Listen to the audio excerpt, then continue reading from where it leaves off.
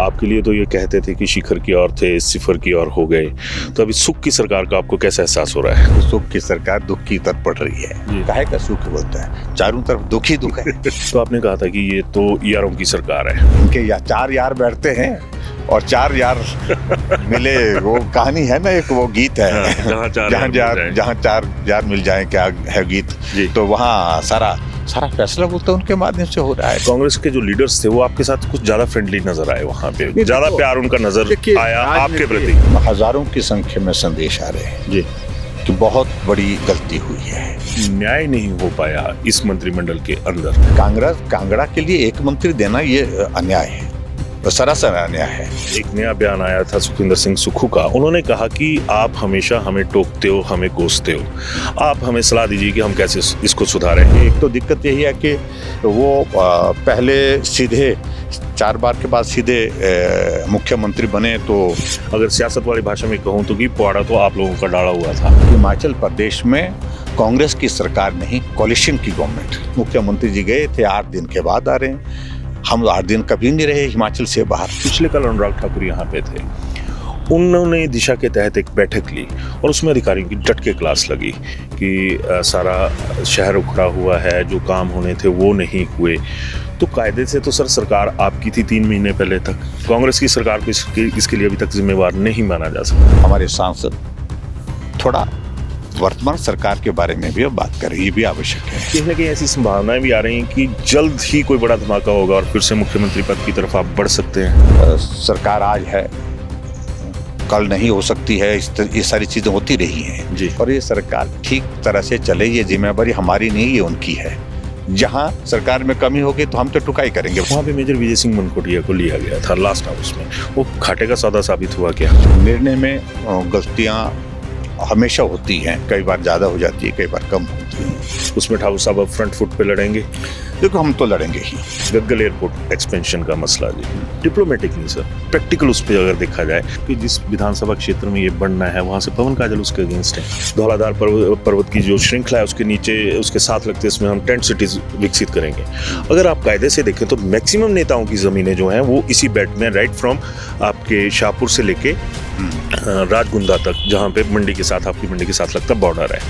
फिर डेवलपमेंट किसकी होगी सर? 2017 में मुख्यमंत्री बने तो उस वक्त आपके साथ सिर्फ एक विधायक थे सुंदरनगर के। ज्वालामुखी धधकने शुरू हो गया है, फटने का इंतजार कीजिए। अभिवादन स्वीकार करें, मैं उदय पठानिया।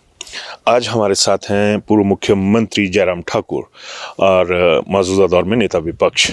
लेकिन बात शुरू करने से पहले मैं थोड़ा सा एक बात का जिक्र करना चाहूँगा कि ठाकुर साहब आजकल जिस मूड में हैं वो एक पॉलिटिकली नॉटी मूड है।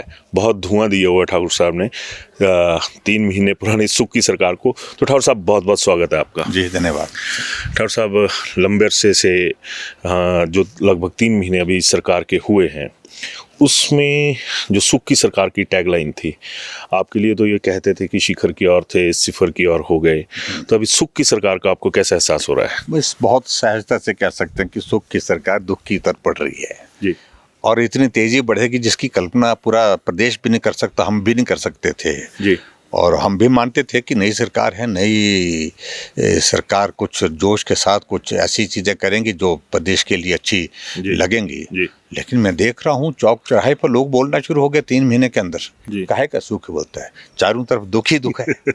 तो ये परिस्थिति हमने तो नहीं बनाई, हम तो कह रहे थे कि सरकार बनी है कि आप चलाओ भाई, अच्छी तरह से चलाओ, बेहतर ढंग से चलाओ। साहब, आपको मैं थोड़ा सा ऑफ बीट जा रहा हूँ। जब आपकी सरकार बनी थी तो कांग्रेस ने लगभग 2 साल तक तो ये रखा कि चलो जी हनीमून पीरियड है। आप तो इनको थोड़ा सा हनीमून पीरियड का मौका भी नहीं दे रहे। नहीं, हम पूरा देना चाह रहे थे, लेकिन अपना हनीमून अपने आप ही खराब किया उन्होंने। और वो खराब करने की वजह ये है कि हम जब इनको कहे कि आप सरकार जो बनी है आप चलाइए, जनहित में अच्छे निर्णय लेंगे, हमारा सहयोग होगा जी, प्रदेश हित में निर्णय लेंगे तो हमारा सहयोग होगा जी। लेकिन जैसे ही सरकार बनी, सरकार बनने के बाद दूसरे दिन इनने शुरुआत ऐसे कामों से की, बदले की भावना से काम करना, रद्द करना, ये संस्थान बंद, ये वो संस्थान बंद, ये काम बंद, भाजपा का कुछ नहीं चाहिए, इंडस्ट्री चली थी वो भी बंद, हर जगह तालाबंदी हो गई जी। नहीं ठाकुर साहब, जिस तरह के अभी कांग्रेस के भीतर जो अभी तक का वर्किंग कल्चर जिस तरह से आ रहा है, तो अभी थोड़ी देर पहले हमारी बात हो रही थी ऊपर भी, तो आपने कहा था कि ये तो यारों की सरकार है। देखो, यारों की सरकार का मतलब ये है, ये शब्द का इस्तेमाल मुझसे हुआ, मैंने किया, पहली बार किया, लेकिन मुझसे ज़्यादा इनके ही मित्र कांग्रेस के मित्र कर रहे हैं जी। पूछते हैं कि हमें पता ही नहीं होता है। इनके 4 यार बैठते हैं और 4 यार मिले, वो कहानी है ना, एक वो गीत है, हाँ, जहाँ 4 यार मिल जाएं, क्या है गीत, तो वहाँ सारा फैसला बोलते हैं उनके माध्यम से हो रहा है। ये 4 यार कौन हैं, कैसे हैं, और जो सारे निर्णय करते हैं कैबिनेट मंत्री को पता नहीं होता है, विधायकों को पता नहीं होता, जानकारी जो निर्णय हो जाता है तब मालूम पड़ती है। मैं आपसे चंडीगढ़ में भी मिला था राजेंद्र राणा जी के बेटे की शादी के दौरान, तो वहाँ पे एक माहौल था, कांग्रेस के जो लीडर्स थे वो आपके साथ कुछ ज्यादा फ्रेंडली नजर आए, वहाँ पे ज्यादा प्यार उनका नजर आया आपके प्रति। राजनीति एक अलग जगह होती है, हमारा बहुत अच्छे संबंध है, हमारे सत्ता पक्ष विपक्ष सब। नहीं, वो जो संबंध थे तो वो उस आत्मीयता वाले थे कि शायद आप उनको ज्यादा इजीली अप्रोचेबल नजर आए, जिस तरह से आपके बारे में एक बात थी कि एक आसानी से उपलब्ध होने वाले मुख्यमंत्री हैं। हाँ, इस बात को कांग्रेस के लोग, क्या पूरे हिमाचल के लोग आज कह रहे हैं। आज मेरे पास हजारों की संख्या में संदेश आ रहे हैं जी कि बहुत बड़ी गलती हुई है, चाहे वो अपर शिमला की बात कहूँ मैं, चाहे वो कांगड़ा की बात कहूँ मैं, कि हमें नहीं कल्पना थी कि ऐसा भी होगा। और निराशा का माहौल है। एक जो बात लोगों को दिमाग, मतलब लोगों के इसमें इतनी जल्दी आ गई, मुझे नहीं समझ में आ रही है कि भाई उसकी इतनी सबसे बड़ी वजह यही है कि पूरे प्रदेश में एक माहौल जो है अस्त व्यस्त, जो व्यवस्थित, जो कह रहे हैं व्यवस्था परिवर्तन के लिए आए हैं, तो यहाँ तो हर तरफ अव्यवस्था है, ऐसा लोग महसूस कर रहे हैं। अभी आपने जिक्र किया अपर का और लोअर का, तो एक जिस तरह से बात उठी हुई है कि न्याय नहीं हो पाया इस मंत्रिमंडल के अंदर, हालांकि कांग्रेस का भीतरी मसला है, लेकिन अगर पूरे प्रदेश की बात की जाए तो आप इसको कैसे आंकते हैं? देखिए, मैं इसको भीतरी मसला नहीं मानता बिल्कुल भी। देखिए, जो प्रदेश के लिए जो पूरा एक प्रदेश हित में जो चीज़ें होनी चाहिए। कांगड़ा बड़ा जिला है, सबसे बड़ा जिला है। कांगड़ा के लिए एक मंत्री देना ये अन्याय है, सरासर अन्याय है। कि कांग्रेस के भीतर का मामला हो ही नहीं सकता है।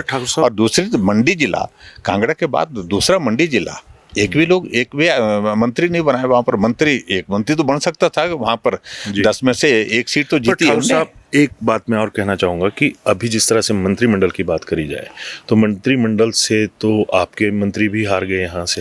देखिए, वो एक अलग बात है। मैं इस बात को मानता हूँ कि मंत्री हार गए, चुनाव में हार जीत दोनों चीजें चलती रहती हैं। ऐसा कभी नहीं होगा कि सभी सरकार में मंत्री सारे जीतते हैं। मंत्री जीतते भी हारते भी हैं, लेकिन बात ठीक है कि हारना नहीं चाहिए था, हार गए।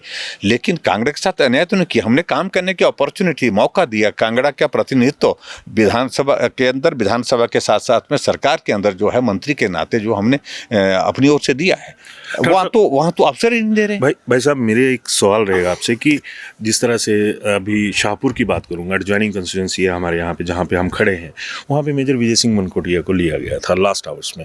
वो घाटे का सौदा साबित हुआ क्या?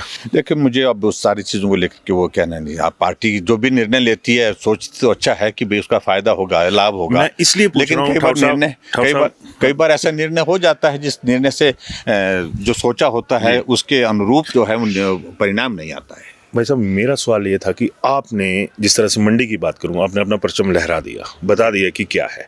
अब जहाँ पे फेलियर हुआ बीजेपी का, उसके लिए कौन जिम्मेवार है? जहाँ तक मेरी सूचना है कि ये बांटे गए थे कि मंडी आप देखेंगे, बिलासपुर वाले जो हमीरपुर संसदीय क्षेत्र है वो जेपी नड्डा देखेंगे, जो कांगड़ा संसदीय क्षेत्र है उसको पवन राणा देखेंगे। आपने अपने ज़िले में तो सारी चीज़ें कर दी। अब जो ये फेलियर हुआ वो किसकी वजह से हुआ? देखो, एक बात मैं मानता हूँ कि पार्टी हमारी एक सामूहिक रूप से हम निर्णय लेती है, तो सामूहिक रूप से जिम्मेवारी भी हमको साझा करनी चाहिए। मैं समझता हूँ कि अब इस बात पे नहीं जाना चाहिए इसके जिम्मे उसके जिम्मे। लेकिन ये बात सच है कि मंडी को टारगेट इस तरह से कुछ लोगों के द्वारा किया गया था। ज़्यादा से ज़्यादा रेबल अगर कहीं खड़े थे तो मंडी में थे। आपने साबित कर दिया। हमने कहा कोई बात नहीं, उसके बावजूद भी हमने कहा कि मुकाबला करेंगे। हमीरपुर पार्लियामेंट्री में क्या हुआ सर? वो थोड़ा सा मुझे लगता है कि हालांकि वहाँ पर भी रेबल्स थे वहाँ पर भी इस तरह से वो कमियों का आकलन करना चाहिए। हमीरपुर वहाँ पार्लियामेंट्री में जो टिकट का आवंटन था वो सही था सर, आप आंकते हैं उसको? देखिए मैं उन सारी चीज़ मैंने कहा कि सामूहिक रूप से हम निर्णय नहीं लेते हैं। सर, सरकार आपकी गई भाई साहब, अब 0.9 का आप जिक्र हर जगह करते हैं कि 0.9 का फर्क रहा, उस फर्क को डालने वाले लोग कौन थे? जिस तरह से मैं अगर हमीरपुर की बात करूं, वहां पे बलदेव शर्मा जो है उनकी धर्मपत्नी को टिकट दे दिया, तो क्या ये पैरामीटर्स अलग अलग थे कि वहां पे जाके परिवारवाद यहाँ पे नहीं चलेगा, वहां पे परिवारवाद चलेगा, तो एक सीट तो वैसे ही निकल गई? देखो एक चीज़ को लेकर के निर्णय में गलतियाँ हमेशा होती हैं, कई बार ज़्यादा हो जाती है, कई बार कम होती हैं, और ऐसे निर्णय करते करते कुछ जगह त्रुटियां छूटी जिसके कारण हमको ये सारा ये करना पड़ा। लेकिन कुल मिलाकर के सबसे बड़ी बात थी कि कांग्रेस ने एक हाइप क्रिएट किया हुआ था झूठे वादों का कि ये भी करेंगे वो भी करेंगे, पहली कैबिनेट की बैठक में करेंगे, पहली बैठक में करेंगे, कैबिनेट की पहली बैठक में निर्णय करेंगे, तो उसके कारण भी एक माहौल अलग तरह का था। लेकिन उसके बावजूद उन्होंने जो करना था वो किया, उसमें वो सफल हो गए। लेकिन हमारे स्तर पर, हमारी पार्टी के स्तर पर हमें मुझे लगता है कि उन सारी चीज़ों को आने वाले समय में कैसे ठीक किया जा सकता है। गलत हुआ है, आप मानते हैं कि गलत हुआ है? मतलब मेरा कहने का मतलब है कि उस सारी चीज़ को लेकर के असेसमेंट में कई बार हो जाती है, चूक हो जाती है। ठाकुर साहब, मैं थोड़ा सा आज एक नया बयान आया था सुखविंदर सिंह सुक्खू का, उन्होंने कहा कि आप हमेशा हमें टोकते हो, हमें कोसते हो, आप हमें सलाह दीजिए कि हम कैसे इसको सुधारें, क्योंकि जो उनकी अगर सियासत वाली भाषा में कहूँ तो कि पुआड़ा तो आप लोगों का डाला हुआ था। देखो पुआड़ा तो देखिए ऐसा है कि वो हमारा डाला हुआ तो नहीं है, हम तो कम डाल रहे हैं। अब सलाह मांग रहे हैं आपसे, अब सलाह मांग रहे हैं। मेरा मानना उनका क्या सलाह देंगे? कि सरकार में सबका इन्वॉल्वमेंट होना चाहिए, पार्टिसिपेशन होना चाहिए जी। मेरे लिए भी नया काम था बिल्कुल, लेकिन अंतिम साल तक आते आते हर आदमी का इन्वॉल्वमेंट लेते हुए इस बात को हमने सुनिश्चित किया कि कोई भी आदमी ऐसा नहीं कह सकता कि भी हमको पूछा नहीं, हमारे से बातचीत नहीं हुई, चर्चा नहीं की, हमारा पार्टिसिपेशन नहीं हुआ, हमारा इन्वॉल्वमेंट नहीं हुआ। यहाँ शुरू के दौर से ऐसा है कि सलाह कुछ और देते हैं और निर्णय कुछ और होते हैं जी। और जो हम कहते हैं वो निर्णय नहीं होते हैं, निर्णय फिर वही 4 यार करते हैं। बिल्कुल, जहाँ 4 यार मिले ऐसा करके वो बोल रहे हैं। और ये कांग्रेस में प्रचलित शब्द हो गया। आपको बताऊँ मैं कोई 8-10 जगह इस बात को सुन गया हूँ, सुन रहा हूँ। मेरे जहन में ये शब्द नहीं था, लेकिन उन लोगों ने ही कहा, उनके साथियों ने कहा कि इस प्रकार की स्थिति अब क्या करें। बोलता हम तो चुप हैं, जो चल रहा है वो चल रहा है। एक बात थी ठाकुर साहब, आपका एक हमला शुरू से रहा कि छोटा सा प्रदेश है और इसमें उप मुख्यमंत्री की जरूरत नहीं थी। वो मैं आज भी कहता हूँ। देखिए उप मुख्यमंत्री छोटे प्रदेश के लिए आज से पहले ये रिवाज ही नहीं रहा।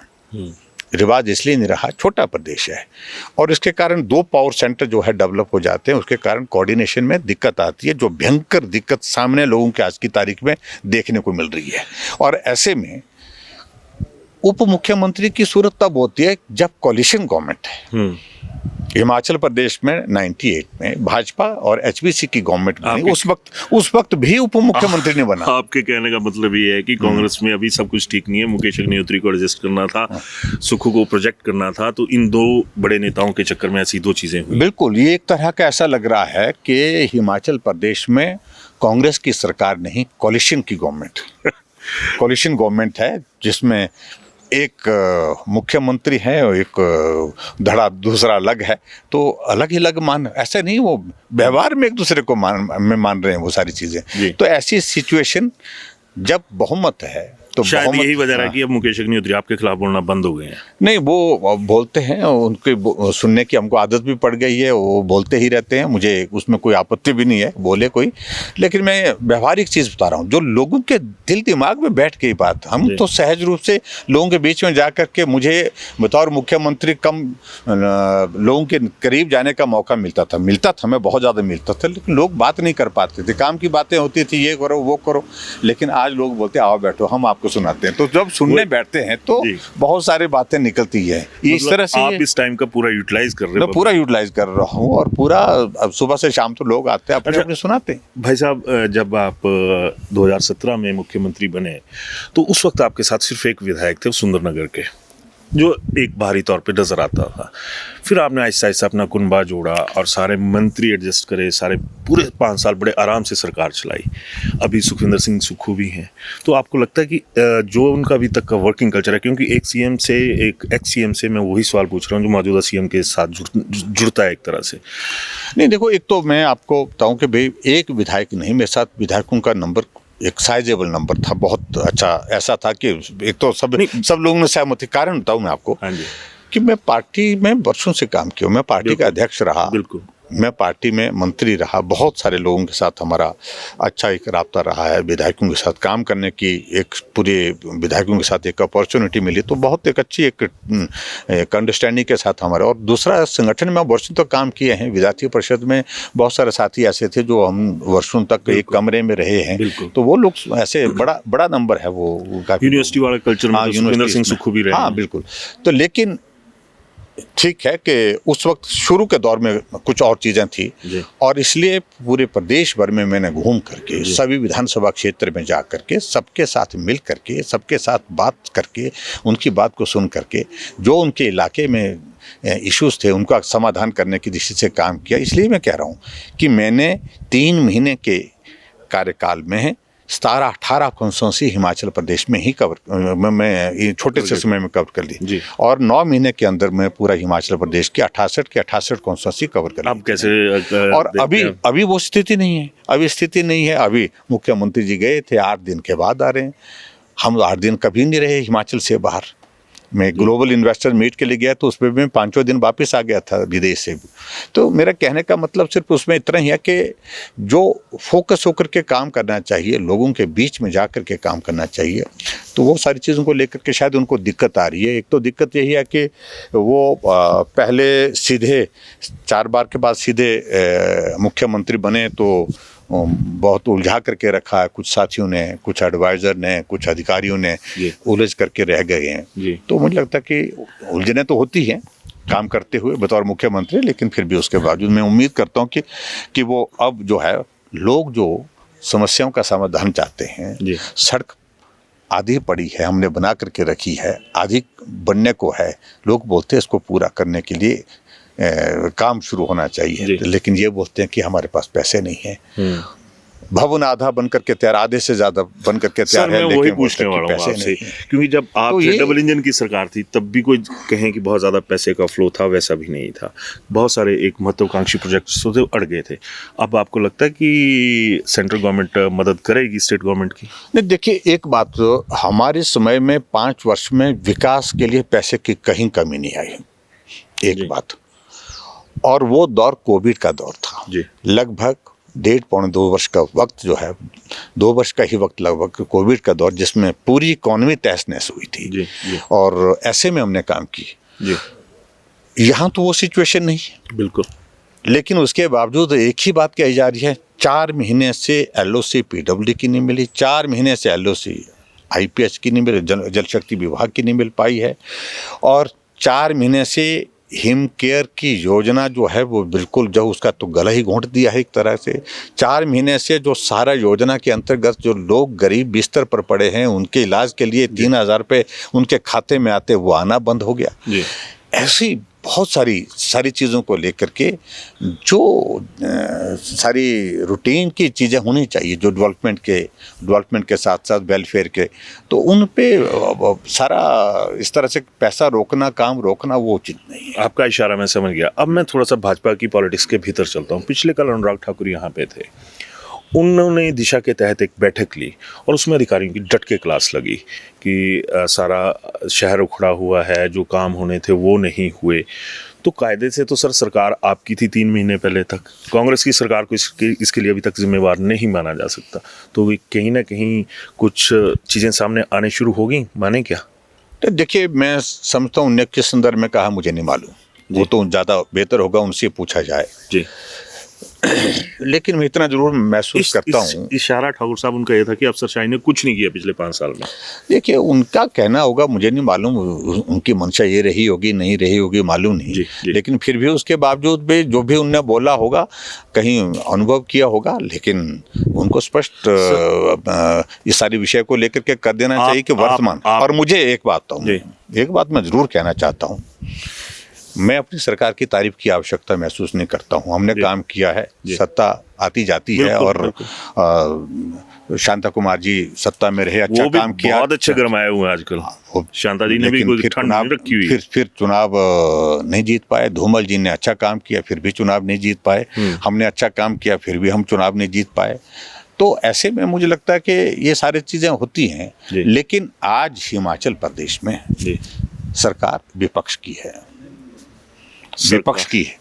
मतलब यानी कि कांग्रेस की सरकार है, और हमारे केंद्र में भारतीय जनता पार्टी की सरकार है। हमारे सांसद थोड़ा वर्तमान सरकार के बारे में भी अब बात करें, ये भी आवश्यक है। हो नहीं रही है सर, वही बात तो मैं आपसे पूछ रहा हूं। वो पुराना जिक्र तो आप लोग याद कराते होंगे कई बातों को लेकर के, लेकिन मैं समझता हूं कि अब पुरानी बात को छोड़िए जी, और सांसदों का ये जिम्मा बनता है, चलिए, और कि वो वर्तमान में केंद्र सरकार की योजनाएं हिमाचल में ठीक तरह से लागू हों, और वर्तमान में जो कांग्रेस की सरकार हिमाचल प्रदेश में है, जो सारी चीज़ों को रोकना चाह रही है, सारी चीज़ों में अवरोध पैदा करना चाह रही है, उसके खिलाफ भी बोले, थोड़ा बोले, अच्छा रहेगा। अभी ठंड बढ़ रही है, मैं इसको क्लोजर की तरफ लेके जाऊंगा।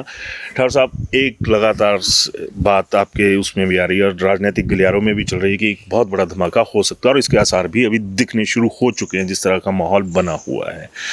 तो अभी तक तो आप पहले, जिस तरह से मैंने पहले शुरुआती दौर में कहा कि पूर्व मुख्यमंत्री और मौजूदा विपक्ष के नेता, तो कहीं ना कहीं ऐसी संभावनाएं भी आ रही हैं कि जल्द ही कोई बड़ा धमाका होगा और फिर से मुख्यमंत्री पद की तरफ आप बढ़ सकते हैं। कि मैं सारी चीज़ को लेकर के, ये सारा है नहीं। हाँ, हिमाचल में अभी हमें विपक्ष की जिम्मेवारी मिली है, और विपक्ष की भूमिका हम निभा रहे हैं, और ईमानदारी से उस काम को कर रहे हैं। जहाँ भी हमको कोई कमी दिखती है, खामी दिखती है, हम सरकार के सामने उस बात को रखने की कोशिश करते हैं। अगर ऐसी परिस्थितियाँ ठाकुर साहब बनती हैं कि कुछ सत्ता पलट या कुछ ऐसी चीज़ें बनती हैं, तो वो, अगर मैं एक सामान्य भाषा में कहूँ, कि वो सियासी और एडमिनिस्ट्रेटिव नालायकी कांग्रेस की होगी या आप लोगों की कोई ऐसी सियासी काबिलियत होगी? देखिए, मैं इस बात को राजनीति में मानता हूँ कि राजनीति में सब तरह की संभावनाएं रहती हैं, और सरकार आज है, कल नहीं हो सकती है। ये सारी चीजें होती रही हैं जी, और इसमें इस बात को पहली बार होगा अगर कांग्रेस के खाते में आया, क्योंकि आपको तो शांता कुमार जी के वक्त में भी ऐसे झटके लगे थे। लेकिन ऐसी चीजें, पैटर्न वही रहेगा। मेरा नहीं, देखिए, मैं इन सारी चीज़ों को लेकर अभी तो कुछ कहना इसलिए नहीं चाह रहा हूँ कि हिमाचल में अभी सरकार बनी है, और ये सरकार ठीक तरह से चले, ये जिम्मेवारी हमारी नहीं, ये उनकी है। जहाँ सरकार में कमी होगी तो हम तो टुकाई करेंगे, भाई, सीधी सी बात है। अपना तो सीधा सा फॉर्मूला, हम उसमें जो धर्म है मेरा विपक्ष के नाते, जैसे वो कांग्रेस के नेता बोलते हैं कि हम अपना धर्म निभा रहे, तो हमें भी अपना धर्म निभाना ही है। लेकिन ऐसा मौका आएगा, अवसर आएगा, तो तब की तब देखें। Let the situation. बजट सत्र में सारा मतलब वो देखा जाएगा अभी। हाँ, अभी बजट सत्र तो अब की बार मैं कह रहा हूँ कि बजट सत्र में आम तौर पर ये होता था कि सरकार के खिलाफ पूछने के लिए बहुत सारे प्रश्न नहीं होते थे, बहुत सारे इश्यूज नहीं होते थे।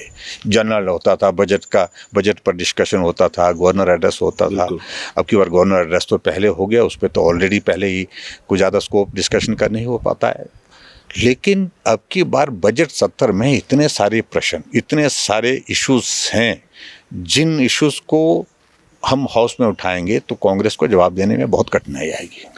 चलिए ठाकुर साहब, बहुत बहुत शुक्रिया आपका बात करने के लिए।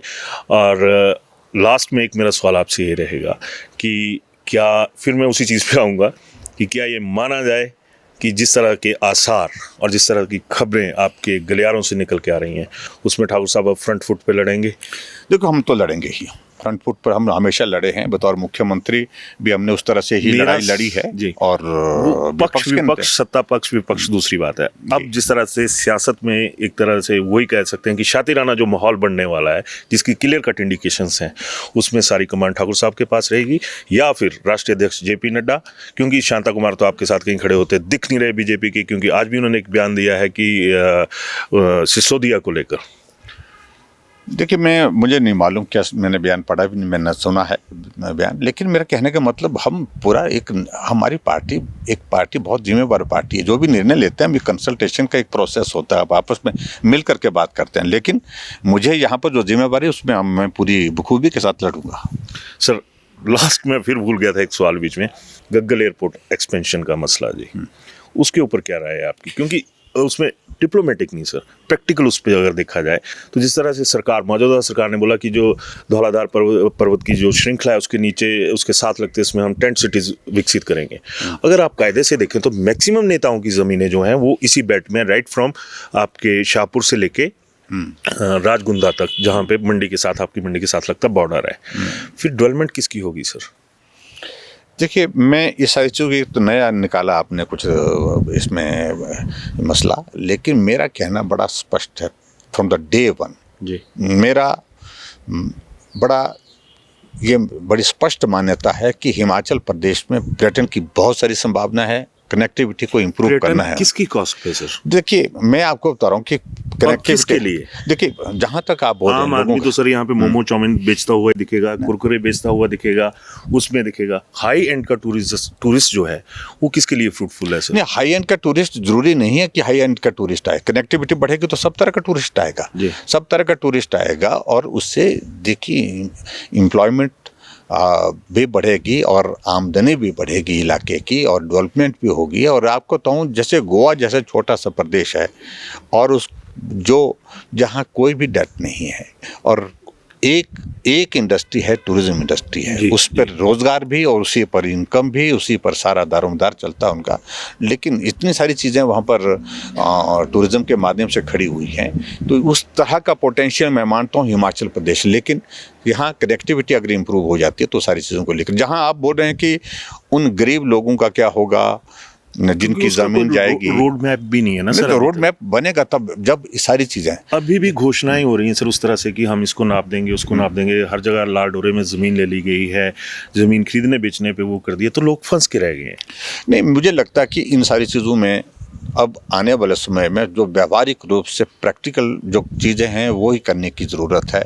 कनेक्टिविटी का पूरा कॉन्सेप्ट पूरा जो है रोड मैप बना करके तैयार होना चाहिए, और उसके बाद लोगों को इस सारी चीज़ में, टूरिज़्म के इस डेवलपमेंट में हिमाचल प्रदेश में हम किस प्रकार से हम काम करते हैं, दुनिया अपने आप कॉन्सेप्ट के साथ आपके पास आएगी। पर उसमें तो आपके जिस विधानसभा क्षेत्र में ये बनना है वहाँ से पवन काजल उसके अगेंस्ट है। नहीं, देखो, मैं समझता हूँ पवन काजल जी हैं, उनके ऊपर स्थानीय लोगों का दबाव रहेगा कि उनकी ज़मीन उसमें जारी है, जाहिर सी बात है वो तो हाँ, लेकिन उसके बावजूद भी ऐसा दबाव कहाँ नहीं रहता। जहाँ भी कोई प्रोजेक्ट आता है तो ज़मीन के इश्यूज आते ही हैं जी।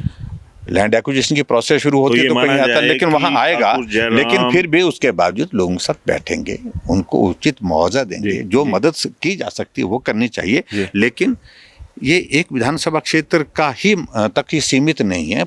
अगर एयरपोर्ट बड़ा होता है तो पूरा वैली, पूरा हिमाचल के लिए उसका लाभ होगा, ये सोचने की आवश्यकता है। धन्यवाद ठाकुर साहब हमसे बात करने के लिए, बहुत बहुत। तो ये थे ठाकुर साहब जिनसे हमारी अभी बातचीत हुई। कैसी बातचीत लगी ज़रूर बताइएगा।